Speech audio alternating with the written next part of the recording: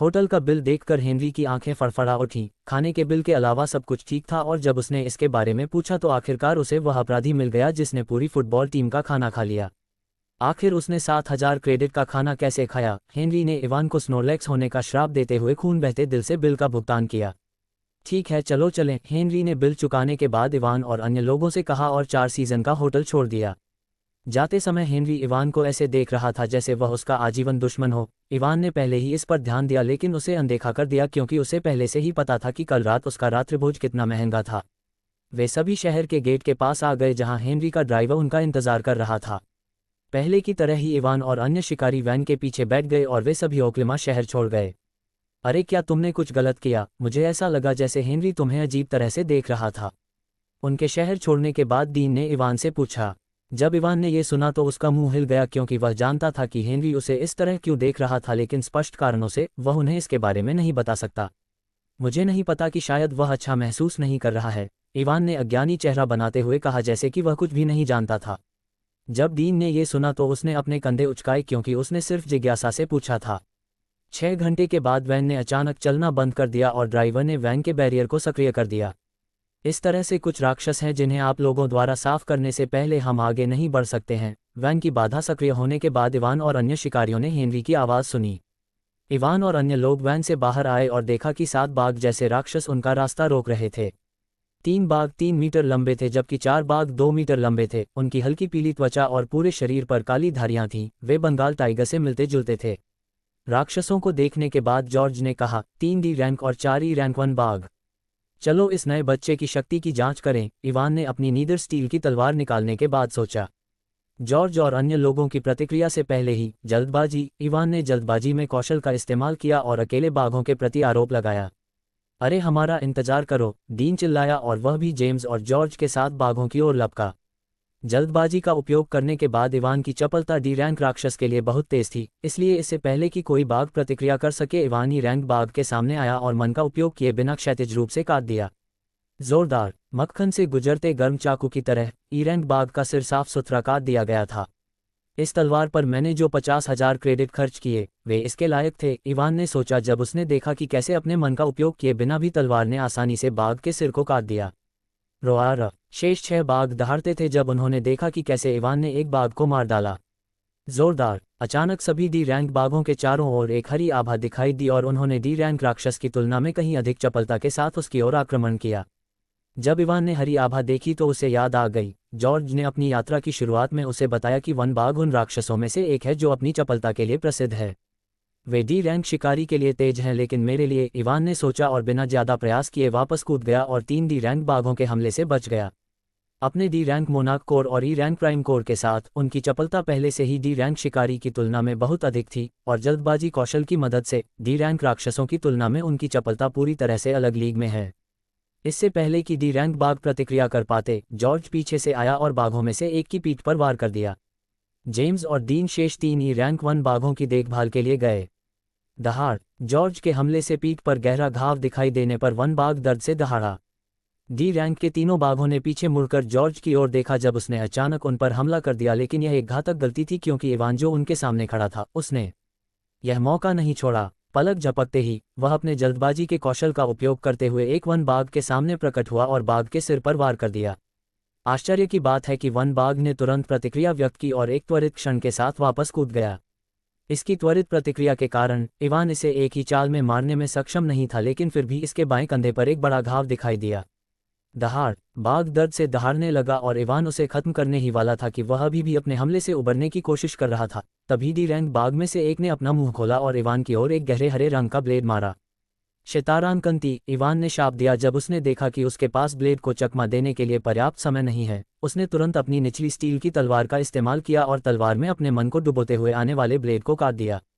मन का प्रवाह उसकी पिछली तलवार की तुलना में बहुत अधिक चिकना था और जब नीचे की स्टील की तलवार जो मन की हल्की नीली परत और अंधेरे की हल्की परत से ढकी हुई थी गहरे हरे रंग के ब्लेड से टकरा गई तो उसने गहरे हरे रंग के ब्लेड को बिना किसी समस्या के नष्ट कर दिया। कोई समस्या? हरे ब्लेड को नष्ट करने के बाद इवान 1 बाघ के सामने आया जिसने पहले उस पर हरे ब्लेड से गोली चलाई थी और प्रतिक्रिया करने से पहले ही तेजी से उसका सिर काट दिया। बाघ को मारने के बाद इवान नहीं रुका और जल्दबाजी करते हुए तुरंत दूसरे डी रैंक बाघ की ओर बढ़ गया और केवल 10 सेकंड में उसने उसे मार डाला। जॉर्ज को भी देर नहीं लगी और 1 मिनट बाद उसने आखिरी डी रैंक बाघ को भी मार डाला।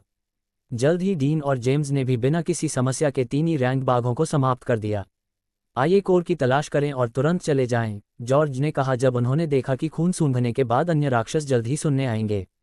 लेकिन अचानक कहीं से एक तीर आया और जॉर्ज के कंधे को छेद दिया, और इससे पहले कि इवान और अन्य लोग प्रतिक्रिया कर पाते, 3 और तीर बिजली की गति से उनकी ओर आए।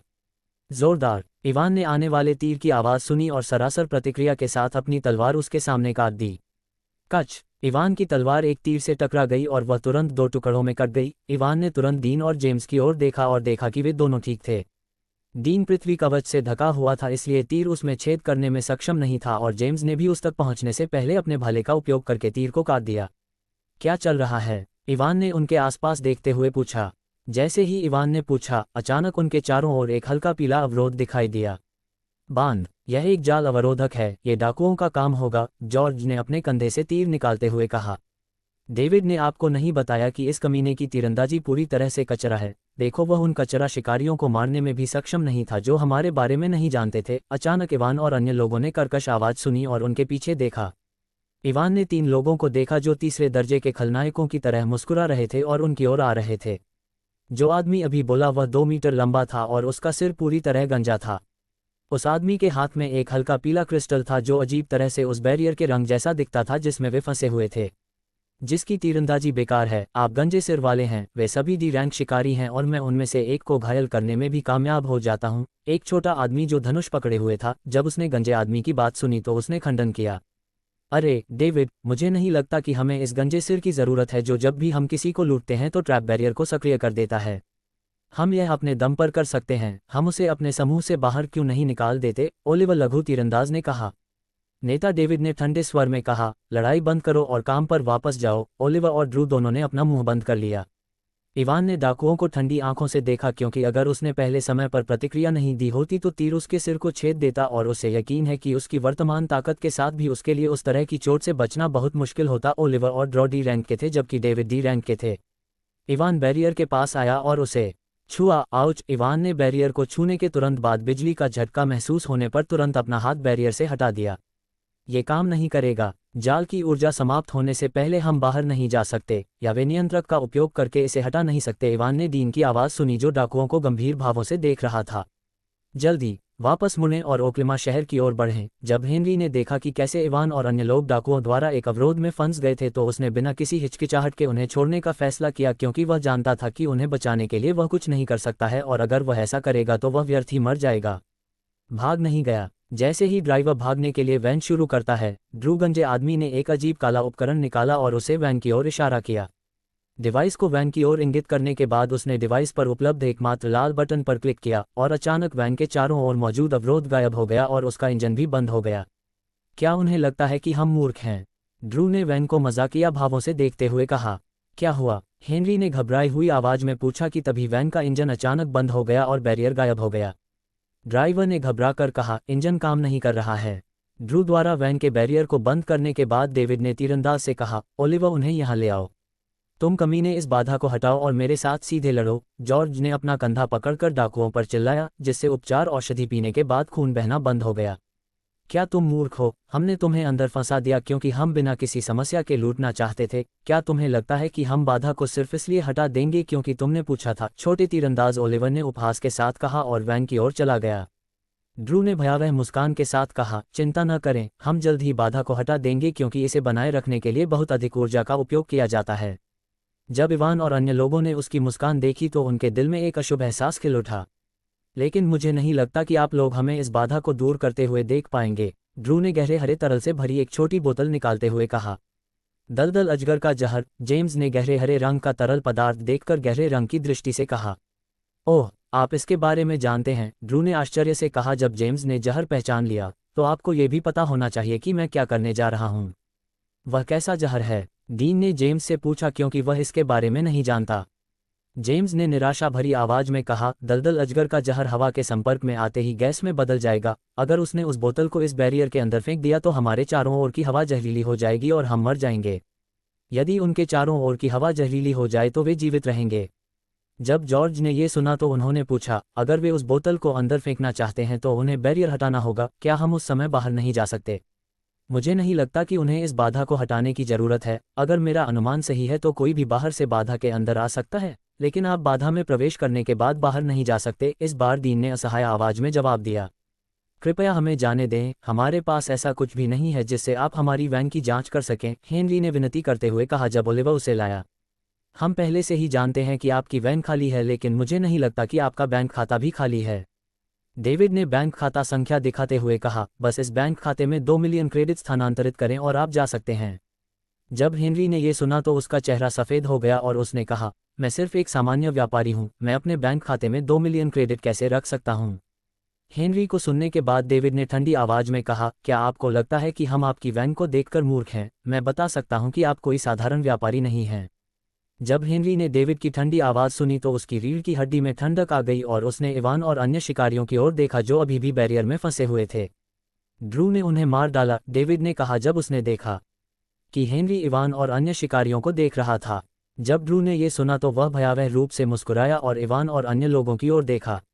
रुको, मैं पैसे ट्रांसफ़र कर दूंगा, उन्हें मत मारो। डेविड की बात सुनकर हेनरी चिल्लाया, क्योंकि अगर इवान और दूसरा शिकारी मर गए तो कोई रास्ता नहीं है कि वह सुरक्षित रूप से एस्ट्रेट शहर तक पहुंच पाएंगे। डेविड ने उदासीन स्वर में कहा, इसे तेजी से करो, मेरा धैर्य सीमित है, और हेनरी को बैंक खाता नंबर दिखाया। अहरग! अचानक डेविड ने ड्रू की चीख सुनी और जल्दी से पीछे मुड़कर देखा।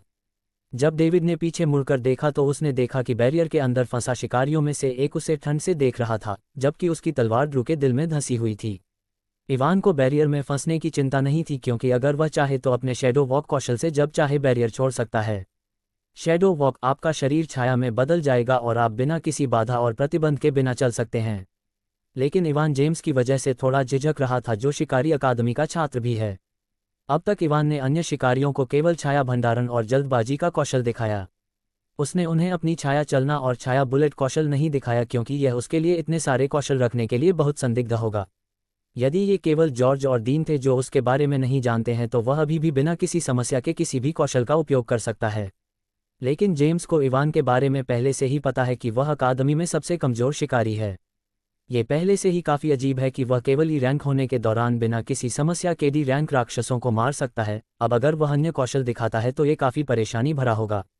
इवान अपने सम्राट कोर के अस्तित्व को किसी के सामने प्रकट नहीं करना चाहता है, अन्यथा वह इसके कारण कुछ समस्याओं में पड़ सकता है। उन्हें मत मारो, मैं पैसे ट्रांसफ़र कर दूंगा। इवान ने हेनरी की चीख सुनी और देखा कि वह पैसे डाकुओं को ट्रांसफ़र करने वाला था।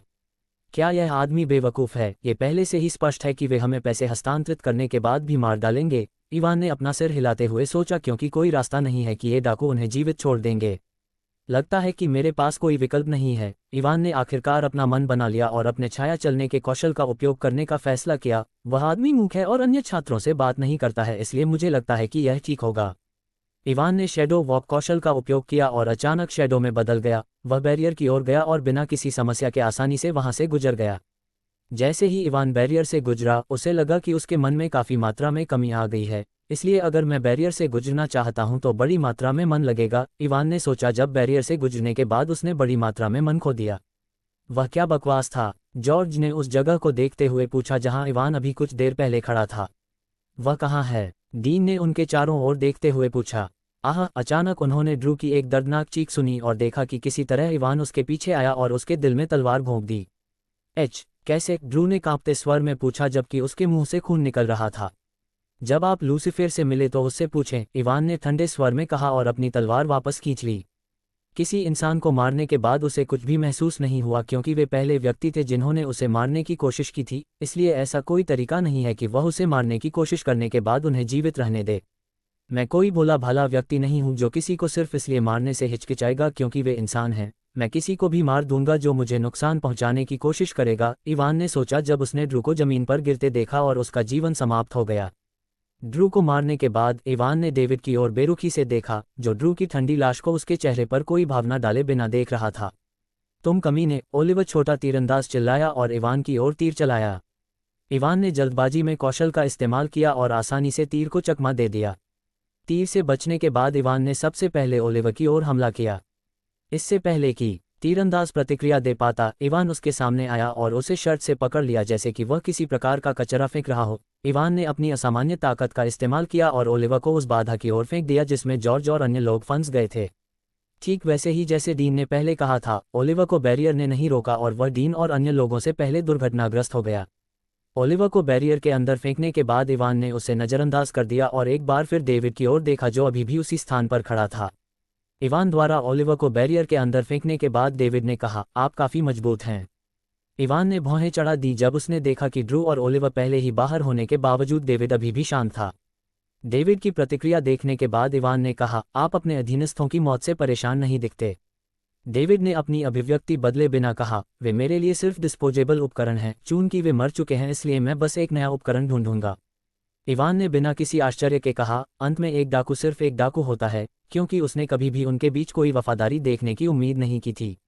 लेकिन आप एक बात के बारे में गलत हैं, इवान ने अपनी गर्दन फोड़ दी और कहा। डेविड ने भौहें चढ़ा लीं और पूछा, क्या है? इवान ने कहा, आपको कोई नया उपकरण नहीं मिल पाएगा क्योंकि आप यहाँ मरने वाले हैं, और जल्दबाजी में कौशल का उपयोग करके डेविड की ओर आकर्षित हुए। भले ही डेविड डी रैंक का शिकारी था, समय पर प्रतिक्रिया करने के लिए जल्दबाजी कौशल का उपयोग करने के बाद इवान की चपलता बहुत तेज थी। इवान ने अपना हाथ पकड़ा और डेविड के चेहरे पर मुक्का मारा, लेकिन जैसे ही इवान का मुक्का डेविड के चेहरे से जुड़ा, उसकी आंखें कांपने लगी क्योंकि इवान को ऐसा लगा जैसे उसने डेविड के चेहरे पर मारने के बजाय एक अटल लोहे की दीवार पर मुक्का मारा हो। इवान ने डेविड के चेहरे की ओर देखा और देखा कि डेविड के चेहरे पर मुक्का मारने से पहले उसके चेहरे की त्वचा धातु का चमकदार रंग ले रही थी। इससे पहले कि इवान समझ पाता कि क्या हो रहा है, उसे ऐसा खतरा महसूस हुआ जैसा पहले कभी नहीं हुआ था और बिना किसी हिचकिचाहट के उसने शैडो वॉक का इस्तेमाल किया। जैसे ही इवान छाया में बदल गया, डेविड की मुट्ठी जो चांदी जैसी धातु से ढकी हुई थी, उससे चूक गई। इवान अपने छाया रूप में पीछे की ओर चला गया और डेविड से 10 मीटर दूर पहुंचने के बाद उसने छाया चलने के कौशल का उपयोग करना बंद कर दिया। जब इवान ने एक बार फिर डेविड की ओर देखा तो उसने देखा, किसी तरह डेविड की त्वचा चांदी के रंग की धातु में बदल गई और वह इंसान के बजाय धात्विक गोलेम जैसा दिखने लगा। उसकी बाहों से स्पाइक्स जैसे ब्लेड निकल रहे थे जो काफ़ी तेज दिख रहे थे। क्या आपको लगता है कि मैं बिना कुछ किए इस समूह का नेता बन जाता हूँ? अभी क्या कहा, मुझे मार डालोगे? देखो कैसे मारने वाले हो। मेरा कौशल जो बचाव प्रदान करता है, उसमें मुझे मारने के बारे में भूल जाओ, तुम मेरी त्वचा पर एक निशान भी नहीं छोड़ पाओगे, डेविड ने हंसते हुए इवान से कहा। जब इवान ने देखा कि कैसे डेविड एक धात्विक गोलेम में बदल गया तो उसकी अभिव्यक्ति नहीं बदली और उसने अपनी निचली स्टील की तलवार को मुस्कुराहट के साथ देखा। नीदर स्टील तलवार डी रैंक नीदर स्टील से बनी तलवार बहुत तेज होती है और सबसे कठोर धातु को भी काट सकती है। निचले स्टील के कारण मन के प्रवाह में 20% का सुधार होता है। देखते हैं कि क्या ये तलवार उसकी खाल काट सकती है, इवान ने सोचा और बिना कुछ कहे एक बार फिर दाऊद की ओर गोली चला दी। उनकी तलवार के विवरण के अनुसार यह मन का उपयोग किए बिना सबसे कठोर धातु को भी काट सकती है। तो क्या होगा अगर इवान ने अपने मन का उपयोग किया जो उसमें मिश्रित अजीब काली ऊर्जा के कारण और भी अधिक शक्तिशाली था?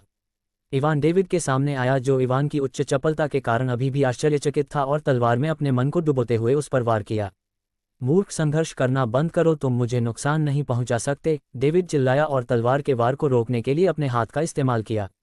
निचली स्टील की तलवार के चारों ओर हल्की काली परत के साथ मिश्रित मन की एक हल्की नीली परत चमक रही थी और जब वह डेविड की धातु की भुजा से टकराई तो एक हाथ आकाश में उड़ गया और लाल खून बाहर निकल आया। डेविड दर्द से चिल्लाया और अपना कटा हुआ हाथ पकड़ते हुए जमीन पर गिर गया। दर्द के कारण उसे लग रहा था कि डेविड जमीन पर लुढ़कने लगा है।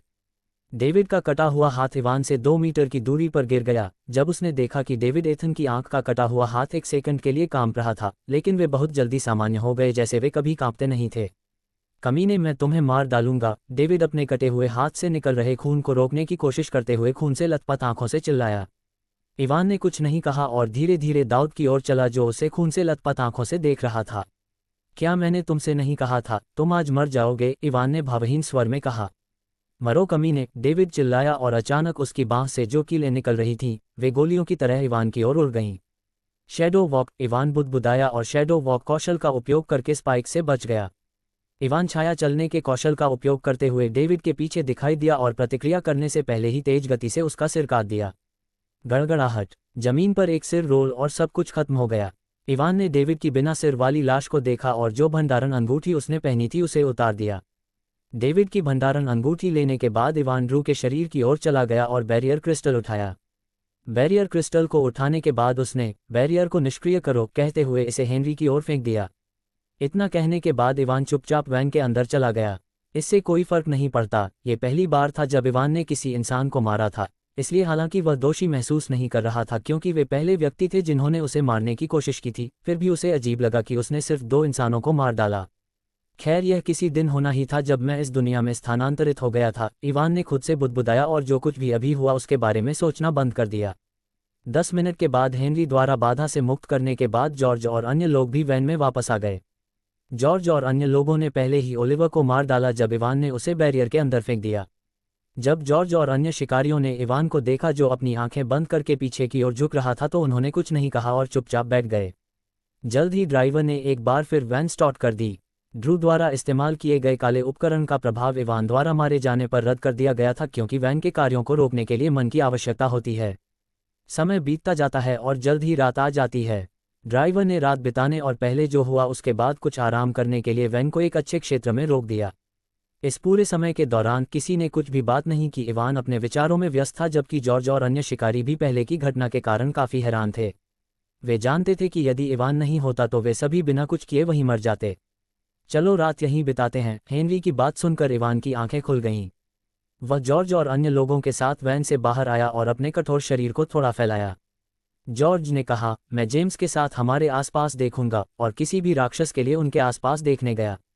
हेनरी और उसका ड्राइवर भी काम पर लग गए और अपने सिग्नेचर आउटडोर बारबेक्यू का निपटान करने के बाद रात का खाना बनाना शुरू कर दिया।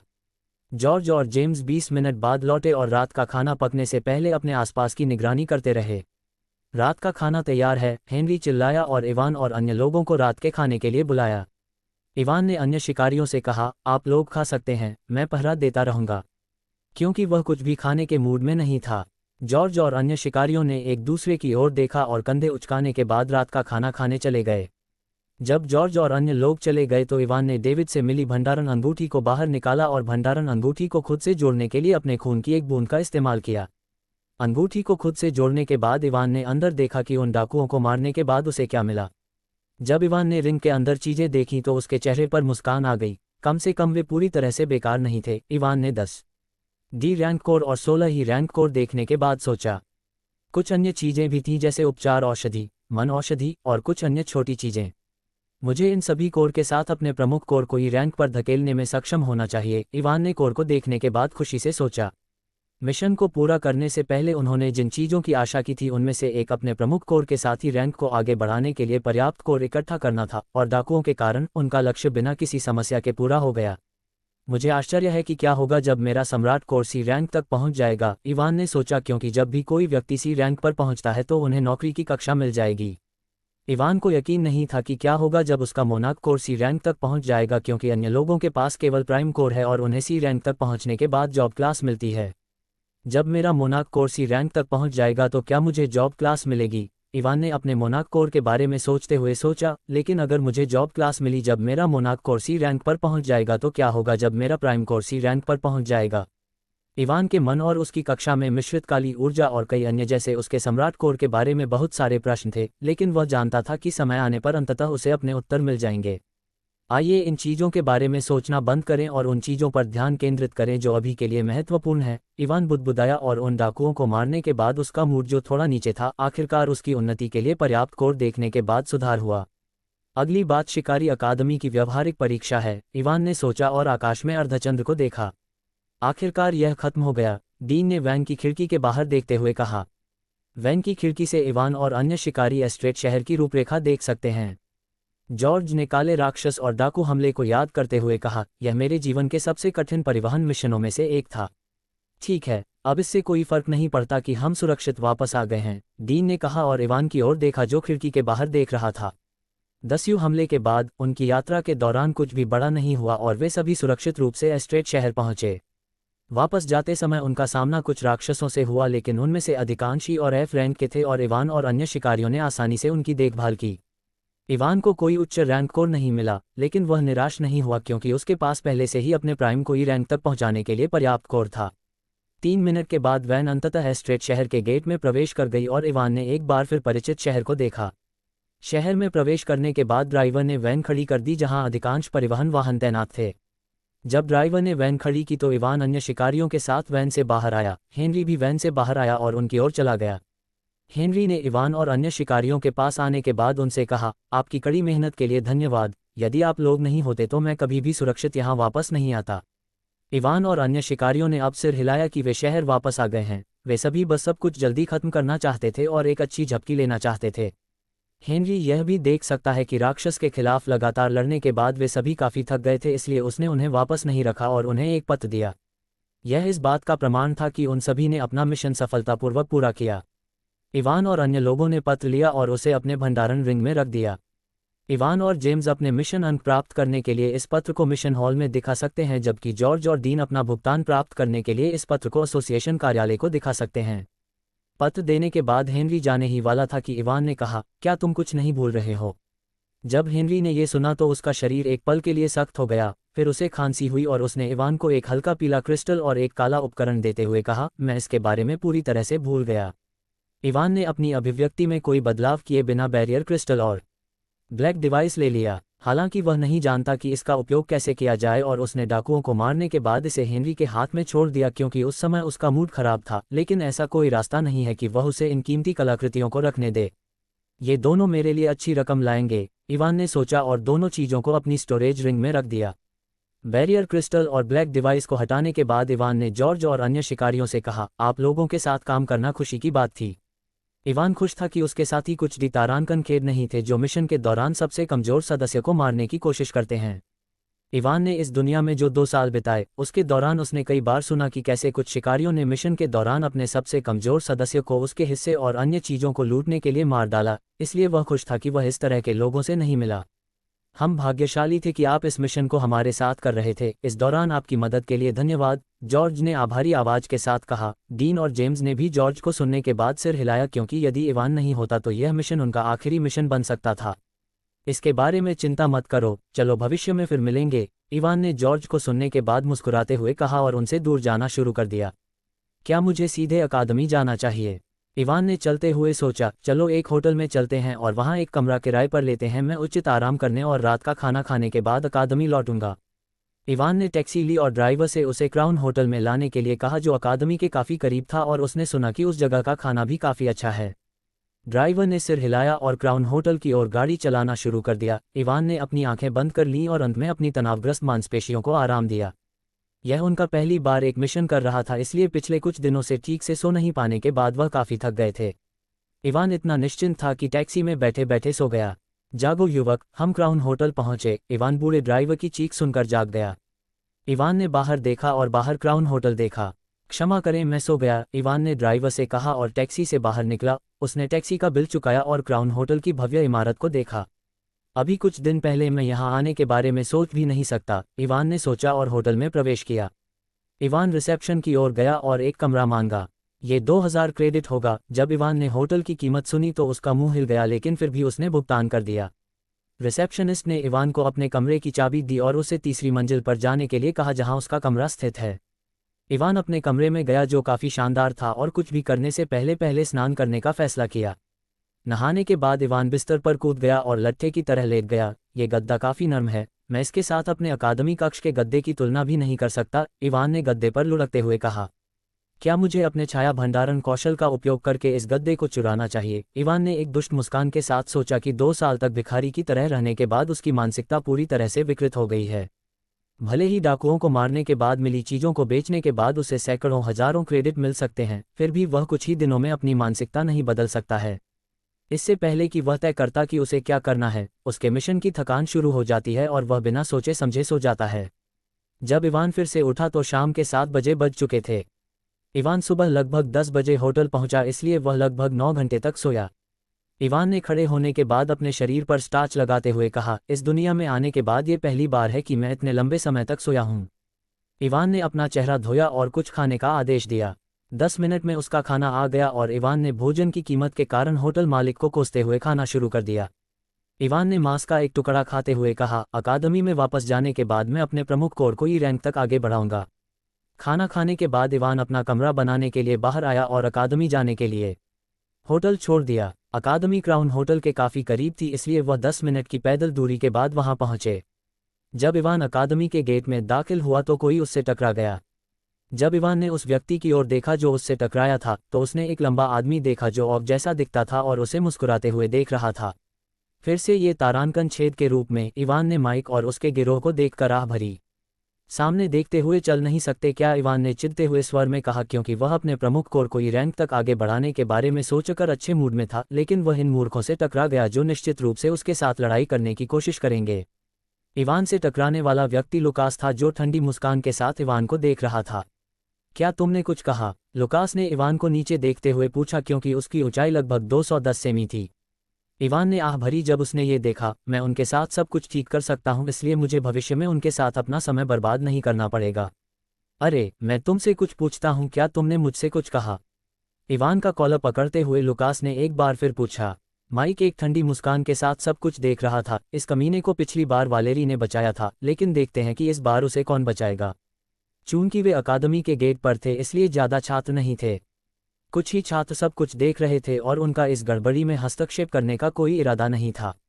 इवान ने माइक की ओर देखते हुए कहा, मैंने पिछली बार आप लोगों को चेतावनी दी थी कि मेरे साथ दोबारा खिलवाड़ न करें, क्योंकि वह उनके गिरोह का नेता है। वर्तमान में माइक के गिरोह के 4 सदस्यों में से केवल लुकास और वह मौजूद थे। अन्य 2 जिनका नाम इवान ने याद रखने की जहमत नहीं उठाई, वे वहां नहीं थे। माइक ने इवान को ठंडी मुस्कान दिखाई और लुकास को एक संकेत भेजा। जब लुकास ने माइक द्वारा उसे भेजा गया सिग्नल देखा तो वह ठंड से मुस्कुराया। इवान ने यह भी देखा कि कैसे माइक ने लुकास को अपनी आंख से एक सिग्नल भेजा, एक पुरानी फिल्म का विशिष्ट क्लिंच प्लॉट जहां तीसरे दर्जे का खलनायक अपने अधीनस्थ को आदेश देने के लिए अपनी आंख का उपयोग करता है। इवान ने सोचा, माइक द्वारा दिया गया संकेत देखकर आइए इसे खत्म करें ताकि मैं अपने कोर को रैंक तक आगे बढ़ा सकूं। इवान ने सोचा, और इससे पहले कि लुकास कुछ कर पाता, उसने लुकास के हाथ से अपने कॉलर को मुक्त करने के लिए अपने बाएं हाथ का इस्तेमाल किया और अपनी आधी से अधिक ताकत का उपयोग करते हुए लुकास को थप्पड़ मार दिया उसके दाहिने हाथ का उपयोग करना। चूंकि लुकास को उम्मीद नहीं थी कि इवान उस पर अचानक हमला करेगा, इसलिए वह कुछ भी करने में सक्षम नहीं था। अपनी ताकत से इवान ने आसानी से खुद को लुकास से मुक्त कर लिया, और लुकास की प्रतिक्रिया से पहले ही उसकी चपलता के कारण उसकी उच्च क्षण गति के साथ इवान का दाहिना हाथ उसके गाल के सामने आ गया। थप्पड़, गड़गड़ाहट, एक तेज आवाज आई कि लुकास का सिर अकादमी के फर्श की ठंडी जमीन से टकरा गया। इवान के थप्पड़ के पीछे की शक्ति इतनी अधिक थी कि लुकास के थप्पड़ के प्रभाव के कारण उसका सिर जमीन से टकरा गया। लुकास का जबड़ा उखड़ गया था, उसके कुछ दांत टूट गए थे और उसके मुंह से खून बह रहा था। यहाँ तक कि उसके सिर से भी खून बह रहा था, क्योंकि उसका सिर ठंडी जमीन से कितनी जोर से टकराया था। अचानक हमले के कारण लुकास की आंखें उसके सिर के अंदर लुढ़क गईं और वह बेहोश हो गया। इवान से थप्पड़ खाने के तुरंत बाद जब माइक और अन्य छात्रों ने लुकास की स्थिति देखी तो वे चौंक गए। उन सभी ने इवान को अपनी खुली आंखों से देखा और उसे अभिव्यक्तिहीन चेहरे के साथ माइक की ओर देखते हुए देखा। जब माइक ने इवान की काली काली आंखें देखीं तो उसका दिल एक पल के लिए कांप उठा। आइए अगले शुक्रवार को झगड़ा करें, अगर मैं जीत गया तो मुझे फिर से आपकी बकवास से परेशान करना बंद कर दें, इवान ने अपने चेहरे पर कोई भाव न रखते हुए माइक से कहा और एक स्तब्ध माइक और कुछ हैरान छात्रों को छोड़कर अकादमी के अंदर जाने लगा। जो भाग्यशाली थे, सब कुछ देखो। इवान ने माइक की प्रतिक्रिया सुनने के लिए इंतजार नहीं किया, क्योंकि उसे 90% यकीन था कि माइक उसकी चुनौती स्वीकार करेगा। यदि माइक ने उसकी चुनौती से इनकार कर दिया तो वह लुकास और उसके गिरोह के अन्य सदस्यों को नियंत्रित नहीं कर पाएगा। माइक इवान की पीठ को देखता रहा, जबकि उसकी पीठ ठंडे पसीने से लथपथ थी। उसने लुकास की स्थिति को देखा और उसकी लार को निगलने से खुद को नहीं रोक सका। आखिर वह एक डी रैंक शिकारी को सिर्फ एक थप्पड़ से कैसे मार सकता है? कुछ छात्र जिन्होंने सब कुछ देखा, वे चौंक गए, क्योंकि उन्होंने कभी ऐसा होने की उम्मीद नहीं की थी। इवान को अकादमी में सबसे कमजोर शिकारी के रूप में जाना जाता है, इसलिए यह आश्चर्य की बात नहीं थी कि जिन छात्रों ने इवान को लुकास को केवल एक थप्पड़ से हराते देखा, उनमें से अधिकांश हैरान थे। मुझे इसकी परवाह नहीं है कि उसने ये कैसे किया, लेकिन क्या आपको लगता है कि माइक उसकी चुनौती स्वीकार करेगा? लुकास को जगाने की कोशिश कर रहे माइक को देखते समय कुछ छात्रों को आश्चर्य हुआ। इवान ने अभी जो चुनौती दी थी उसके बारे में ज़्यादा परवाह नहीं की, क्योंकि उसने ये सब इसलिए किया ताकि माइक और उसका गिरोह भविष्य में उसे फिर से परेशान न करे।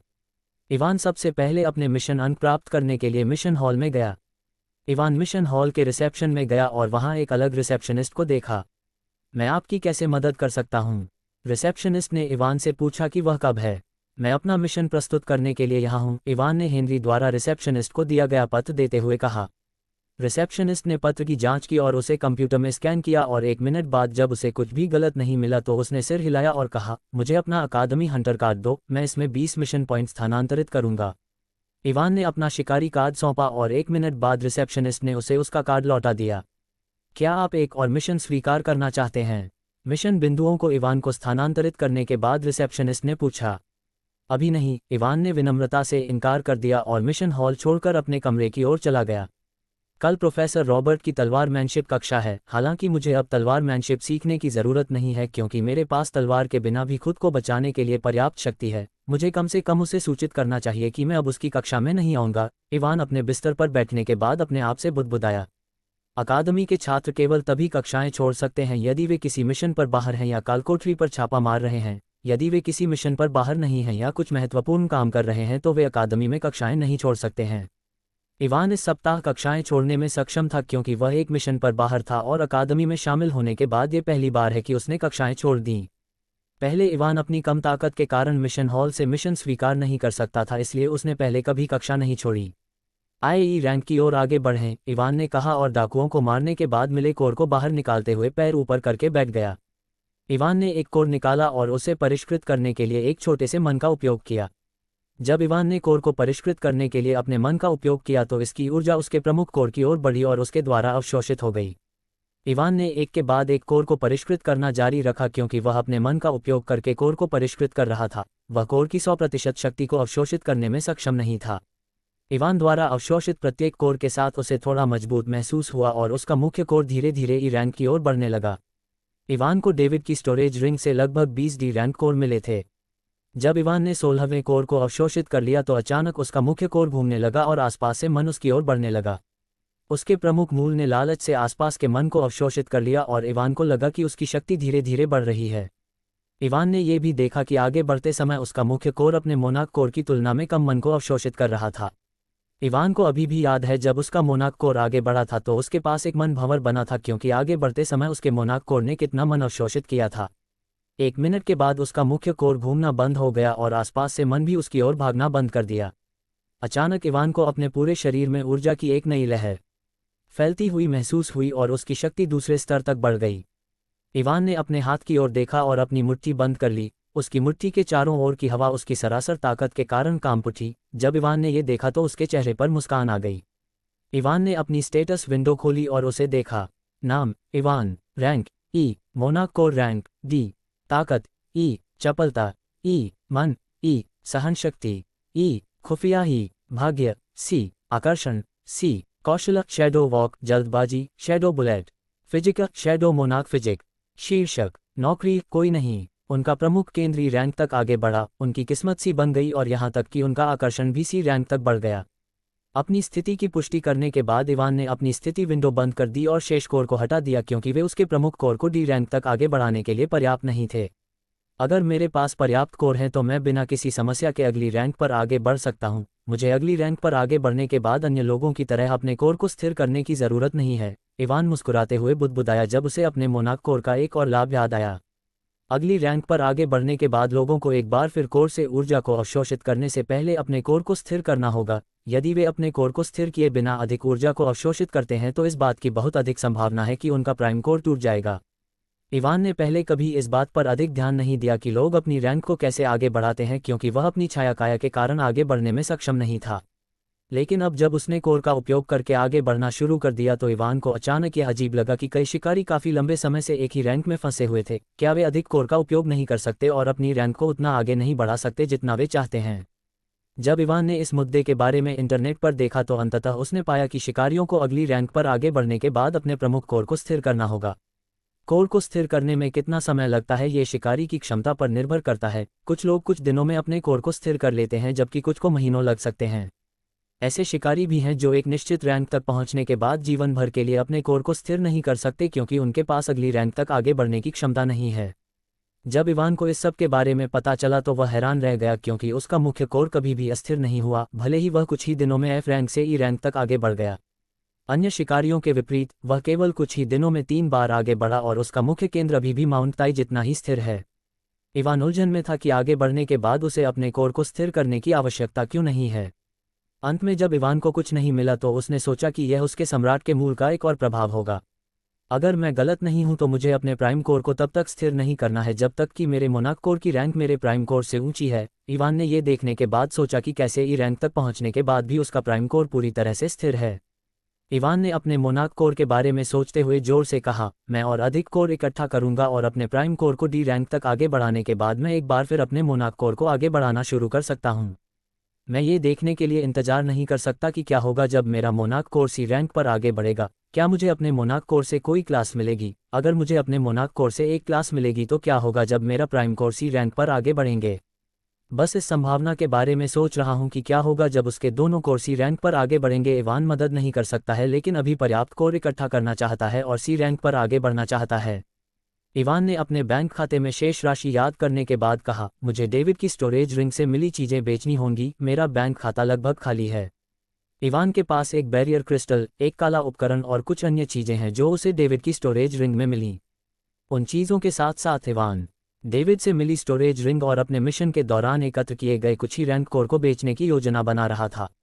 इवान ई रैंक कोर से ऊर्जा को अवशोषित नहीं करने जा रहा है क्योंकि ई रैंक कोर से ऊर्जा को अवशोषित करने के बाद भी उसे पता था कि उसका प्राइम कोर मुश्किल से आगे बढ़ पाएगा क्योंकि यह पहले से ही ई रैंक है। इसलिए उन ई रैंक कोर को अवशोषित करके बर्बाद करने के बजाय उन्होंने उन्हें बेचने और कुछ पैसे कमाने का फैसला किया। मुझे प्रैक्टिकल परीक्षा की भी तैयारी करनी है क्योंकि यह पहली बार है जब मैं ये परीक्षा देने जा रहा हूँ। इवान ने सिर्फ ये सोचकर अपनी कनपटी रगड़ी कि उसे कितनी चीज़ें करनी हैं। आइए देखें कि कल कक्षाओं में क्या होगा। मुझे ये भी नहीं पता कि मुझे व्यावहारिक परीक्षाओं में क्या करना चाहिए। उम्मीद है कि मुझे कल कुछ जानकारी मिल जाएगी। अगर मेरा आकर्षण इसी तरह बेहतर होता रहा तो मुझे लगता है कि मैं जल्द ही मिस्टर वर्ल्ड बन जाऊंगा। इवान ने अपनी ठुड्डी रगड़ते हुए कहा। इवान दर्पण के सामने नंगी छाती पर खड़ा था और उसका संपूर्ण शरीर पूरी तरह से प्रदर्शित था। उसके जेट काले बाल थोड़े गीले थे जो दर्शाता है कि उसने अभी अभी स्नान किया है। अगर कोई लड़की उसे अभी देखेगी तो वे निश्चित रूप से उसके शैतानी सुंदर रूप से मंत्रमुग्ध हो जाएंगे। इवान ने अपने जेट काले बालों और गहरी काली आंखों से मेल खाने वाली काली शर्ट पहने हुए कहा, मुझे आखिरी बार कक्षा में गए हुए काफ़ी समय हो गया है। इवान अपने छात्रावास के कमरे से बाहर आया और लड़के के छात्रावास को छोड़ दिया। लड़के के छात्रावास को छोड़ने के बाद इवान अपनी कक्षा की ओर चला गया। अरे क्या तुमने सुना कि कल रात क्या हुआ? चलते समय इवान ने कुछ छात्रों को सुना जो आपस में बात कर रहे थे। क्या हुआ? एक और छात्र से पूछा। मुझे नहीं पता कि यह सच है या नहीं, लेकिन मैंने सुना है कि कचरा इवान ने अगले शुक्रवार को माइक को द्वंद्व युद्ध के लिए चुनौती दी थी। बेशक ये सच नहीं है कि वह कचरा जो कालकोठरी में प्रवेश करने से भी डरता है, माइक को कैसे चुनौती दे सकता है। लेकिन मैंने सुना है कि कुछ छात्र इसके बारे में बात कर रहे थे और जाहिर तौर पर कुछ समय पहले जब माइक ने उसके साथ झगड़ा करने की कोशिश की तो उसने माइक और उसके गिरोह का अपमान भी किया। अरे इस वीडियो को देखो। अचानक छात्रों में से एक ने अन्य छात्रों को एक वीडियो दिखाया जो शिकारी अकादमी के छात्र के चैट समूह में वायरल हो रहा था। पवित्र बकवास, ये लड़का कौन है? छात्र जो इवान की चुनौती के बारे में बात कर रहा था ने कुछ देर पहले पूछा। उसने सिर्फ एक थप्पड़ से लुकास को पूरी तरह से कुचल दिया। लुकास को थप्पड़ मारने वाले लड़के का चेहरा देखने के बाद एक अन्य छात्र ने कहा, क्या ये लड़का इवान जैसा नहीं दिखता है? हालांकि वह उसके जैसा दिखता है, फिर भी इधर उधर न घूमे। ऐसा कोई रास्ता नहीं है कि वह लड़का हो। वह अधिक सुंदर दिखता है और स्पष्ट रूप से वह कम से कम सी रैंक शिकारी है, यदि ऊपर नहीं तो ऐसा कोई रास्ता नहीं है कि कचरा सी रैंक तक पहुंच सके। क्या आप लोग नहीं देख सकते कि जब लुकास ध्यान नहीं दे रहा था तो उसने उस पर हमला किया? ये स्पष्ट है कि यदि लुकास लापरवाह नहीं होता तो वह आसानी से उस हमले से बच जाता। ये कौन कमीना है जिसने वीडियो फैलाया? इवान ने झुंझलाहट में सोचा क्योंकि वह जानता था कि वह शांति से कक्षा में शामिल नहीं हो पाएगा। इवान ने अपनी कक्षा के पास पहुंचने पर सोचा, मुझे बस यही उम्मीद है कि कोई मुझे परेशान करने नहीं आएगा। चूंकि कक्षा शुरू होने वाली थी इसलिए अधिकांश छात्र पहले से ही मौजूद थे। जब इवान कक्षा में दाखिल हुआ तो छात्रों ने उसकी ओर देखा और एक नए छात्र को देखकर दंग रह गए क्योंकि अधिकांश छात्र इवान को नहीं पहचान पाए। क्या वही आदमी नहीं है जिसने वीडियो में लुकास को थप्पड़ मारा था? वह हमारी कक्षा में क्यों है? क्या आपको नहीं लगता कि वह उस कूड़ेदान इवान जैसा दिखता है? वह और अधिक मजबूत हो जाता है। जेम्स जो इवान को देखते समय कक्षा के विचार में भी मौजूद था, वह एक बार फिर बदल गया। क्लास में मौजूद वालेरी ने इवान को देखकर भौहें चढ़ा लीं। उसने कुछ दिन पहले उसे देखा जब माइक उसके साथ झगड़ा कर रहा था और जब उसने देखा कि वह कैसे पूरी तरह से बदल गया तो वह आश्चर्यचकित रह गया। इवान को पहले से ही इस तरह की प्रतिक्रिया की उम्मीद थी, क्योंकि वह ये भी जानता था कि उसके सम्राट का मूल होने के बाद उसका रूप पूरी तरह से बदल गया था। इसलिए उसने उन्हें नज़रअंदाज कर दिया और कक्षा के पीछे अपनी सीट की ओर चला गया जहां वह आमतौर पर बैठता है। पवित्र बकवास, वह आदमी वास्तव में इवान है। वह उसी सीट पर बैठा था जहां वह आमतौर पर बैठता था। क्या उसने प्लास्टिक सर्जरी या कुछ और किया? ये वास्तव में कष्टप्रद है, इवान ने सोचा जब उसने देखा कि सभी छात्र उसे कैसे देख रहे थे। माइक और उसका गिरोह भी कक्षा में मौजूद थे और वे उसे ऐसे घूर रहे थे जैसे वे उसे चीर देना चाहते हों। इवान ने सब कुछ नज़रअंदाज कर दिया और इंटरनेट ब्राउज करना शुरू कर दिया। 5 मिनट के बाद प्रोफेसर अंततः कक्षा में आए और इवान ने राहत की सांस ली जब छात्रों ने उनकी ओर देखना बंद कर दिया। प्रोफेसर एलेना ने कक्षा में प्रवेश करने के बाद कहा, ठीक है, बात करना बंद करो। एलेना लगभग 25 साल की लग रही थी। उसके लंबे काले बाल हैं, हल्की हरी आंखें हैं और उसने घुटने तक लंबी स्कर्ट पहनी हुई थी। वह छात्रों को राक्षसों के सिद्धांत और उन अधिकांश चीज़ों के बारे में सिखाती है जो उन्हें राक्षसों का सामना करते समय जानने की आवश्यकता होती है। एलेना ने कक्षा के चारों ओर देखा और जब उसने इवान को देखा तो उसकी आंखें एक पल के लिए उस पर रुक गईं, लेकिन उसने कुछ नहीं कहा। एलेना ने कहा, आज मैं आपको विभिन्न प्रकार के राक्षसों की कमजोरियों के बारे में सिखाऊंगी। उनका सामना करते समय राक्षसों की कमजोरियों के बारे में जानना महत्वपूर्ण है, क्योंकि अगर आप किसी राक्षस की कमजोरी जानते हैं तो उसे मारना आसान हो जाता है। और कक्षा शुरू की। उसने कक्षा में मौजूद स्क्रीन को छुआ और स्क्रीन पर गहरी नीली आंखों वाले एक बर्फ सफ़ेद बाघ की छवि दिखाई दी। जैसा कि आप सभी जानते हैं कि यह एक फ्रॉस्ट टाइगर है, जो सबसे आम और साथ ही खतरनाक राक्षसों में से एक है जिसे आप बर्फीले वातावरण में पा सकते हैं। यदि आप बर्फीले माहौल में इसके खिलाफ लड़ते हैं तो यह आपके लिए बहुत खतरनाक होगा, लेकिन अगर आप इसकी कमजोरी जानते हैं तो आप इसे और अधिक आसानी से हरा सकते हैं, एलेना ने तस्वीर दिखाने के बाद कहा। कोई भी जानता है कि इस राक्षस से ठीक से कैसे निपटना है? एलेना ने छात्रों को देखते हुए पूछा। कुछ छात्रों ने अपने हाथ उठाए। इवान भी उनमें से एक था, क्योंकि इन 2 वर्षों के दौरान वह अपनी कम ताकत के कारण कोई व्यावहारिक परीक्षा नहीं दे सकता था। वह मूलतः राक्षसों के बारे में अधिकांश सिद्धांत याद कर लिए। एलेना ने कक्षा के चारों ओर देखा और एक छोटे बालों वाले लड़के की ओर इशारा किया। जब लड़के ने देखा कि एलेना उसकी ओर इशारा कर रही थी तो वह खड़ा हो गया और फ्रॉस्ट टाइगर की कमजोरियों के बारे में बताना शुरू कर दिया। मुझे कक्षा समाप्त होने के बाद व्यावहारिक परीक्षा के बारे में पूछना चाहिए, इवान ने एक ऊब के साथ सोचा, क्योंकि वह पहले से ही उन अधिकांश चीज़ों को जानता था जो एलेना सिखा रही थी। ठीक है, आज के लिए बस इतना ही याद रखें कि आप आज जो सीखते हैं उसे संशोधित करें, एलेना ने अपनी कक्षा समाप्त होने और कक्षा छोड़ने के बाद कहा। इवान एलेना के पीछे जाने के लिए तुरंत खड़ा हो गया, क्योंकि वह व्यावहारिक परीक्षा के बारे में पूछना चाहता था। जैसे ही इवान एलेना के पीछे जाने के लिए खड़ा हुआ, उससे पहले कोई आया और बोला, अरे, क्या तुमने प्लास्टिक सर्जरी करवाई या कुछ और? इवान ने उस व्यक्ति को देखा जिसने उसे रोका था और उसने देखा कि एक 180 सेमी लंबा लड़का उसके सामने खड़ा था। आप रियो क्या चाहते हैं? इवान ने लड़के की तरफ देखते हुए पूछा। रियो के भूरे कांटेदार बाल हैं और उसका शरीर इवान के समान है। रियो ने इवान के कंधे पर अपना एक हाथ रखते हुए कहा, आप जैसा कचरा मुझे क्या दे सकता है? मैं बस उत्सुक हूं कि आपके साथ क्या हुआ और सिर्फ एक हफ्ते में आपका लुक इतना क्यों बदल गया। मुझे नहीं लगता कि मुझे आपको ये बताने की ज़रूरत है कि मेरे साथ क्या हुआ, इवान ने रियो का हाथ अपने कंधे से हटाते हुए उदासीन आवाज़ में कहा, और मुझे दोबारा छूने की कोशिश मत करो। मैं उन लोगों से तंग आ गया हूं जो हमेशा मुझे पकड़ने की कोशिश करते हैं, कॉल या बिना किसी कारण के मुझे छुएं। रियो ने इवान को करीब से देखा और उसके सामने उसकी उदासीन अभिव्यक्ति देखकर वह अचानक हंस पड़ा। रियो ने हंसते हुए कहा, ऐसा लगता है जैसे अफवाहें सच हैं, आप वास्तव में कुछ रीढ़ की हड्डी विकसित कर रहे हैं। लेकिन उन्होंने अचानक हंसना बंद कर दिया और ठंडी आवाज में इवान से कहा, हालांकि साहस दिखाना अच्छा है कि आपको ऐसा करना चाहिए। जब इवान ने उसका गला पकड़ लिया तो रियो जो कह रहा था उसे पूरा करने में सक्षम नहीं था। रियो का गला पकड़ने के बाद इवान ने उसे जमीन से ऊपर उठाया और कहा, मुझे इसकी परवाह नहीं है कि आप क्या कहना चाहते हैं, इसलिए मुझे अपनी बकवास से बचाएं और अब मुझे परेशान करने की कोशिश न करें। रियो ने खुद को इवान के चंगुल से मुक्त करने की कोशिश की, लेकिन वह भयभीत हो गया कि चाहे वह कितनी भी कोशिश कर ले, वह खुद को इवान की पकड़ से मुक्त नहीं कर सकता। जब रियो ने खुद को मुक्त करने की कोशिश की तो उसे लगा कि वह एक बच्चा है जो खुद को एक वयस्क से मुक्त करने की कोशिश कर रहा है। यदि आपको मुझसे कोई समस्या है तो आप मुझे शुक्रवार को उस कचरे से चुनौती भी दे सकते हैं, लेकिन यदि आप मुझे फिर से परेशान करने की कोशिश करेंगे तो मैं ये सुनिश्चित करूंगा कि आपको मेरी सलाह न सुनने का पछतावा हो। इवान ने रियो का गला और भी अधिक मजबूती से पकड़ लिया और ऑक्सीजन की कमी के कारण उसका चेहरा बैंगनी हो गया। रियो की आंखों से आंसू निकलने लगे और उसने कुछ बोलने की कोशिश की, लेकिन इवान ने उसका गला कितनी कसकर पकड़ रखा था इसलिए वह कुछ नहीं कह पा रहा था। बस अब तुम्हें उसे जाने देना चाहिए। वालेरी इवान के पास आया और रियो की हालत देखकर उससे कहा। इवान भी अब अपना समय बर्बाद नहीं करना चाहता था, क्योंकि वह प्रोफेसर एलेना से व्यावहारिक परीक्षा के बारे में पूछना चाहता था, इसलिए